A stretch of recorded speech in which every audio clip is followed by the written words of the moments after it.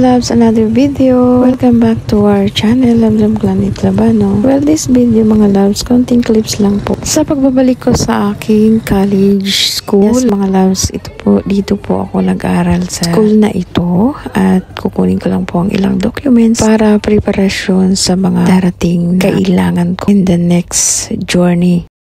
Wala ka naman. Okay. Alumni.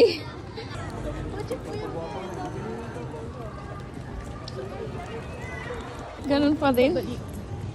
Picture mo muna ako dito. Dali na. Well, natapos na nga po ako dun sa pag-fill up na form para makuha yung aking documents, pero kailangan ko pang balikan the next day or dahil ayusin pa nila yung documents na kailangan ko. And this time is sobrang naulan at may hinihintay kami sa may 7-Eleven. Grabe, nakakamiss ang lugar na ito. Familiar kayo sa San Pablo, alam nyo saang lugar itong aking pinapakita. Nakakamiss rin yung mga nakikita mong naka-uniform ng mga estudyante.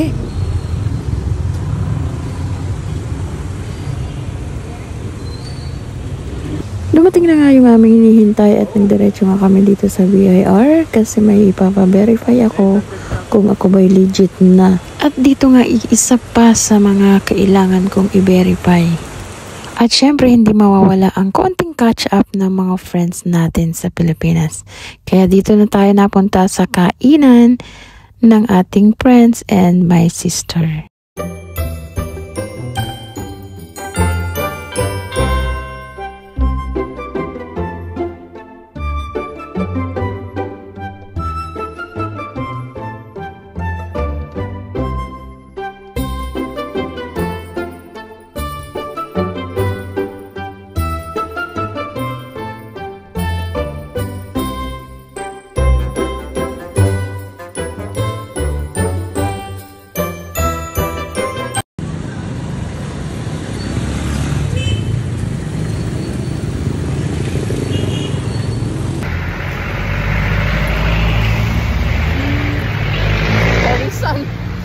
So this time mga lab, naghanap kami ng isang nail spa o salon na ma-accommodate kaming apat na magpapa foot and hand and foot spa, pedicure and manicure bantawag. And nakakuha nga kami dito. Isa lang si ating yung gagawa. So talagang inaabot kami ng gabi dito kasi syempre apat kami versus sa isa. And itong aming kasamang bulilit ay nag-cellphone na lang ng ilang oras at nakatulog na rin siya. Tanong mo kung magkano.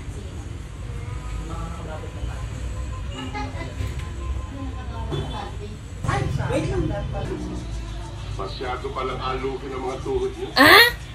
Ako pa? Kaya ang bigat ng... Bakit?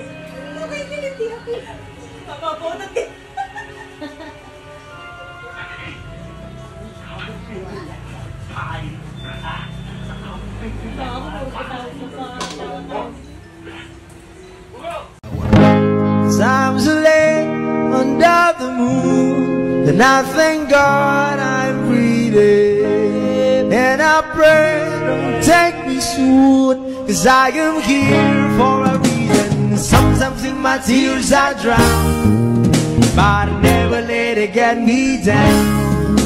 So when negativity surround, I know. At yun na po nagtatapos ang araw na ito. Thank you for watching.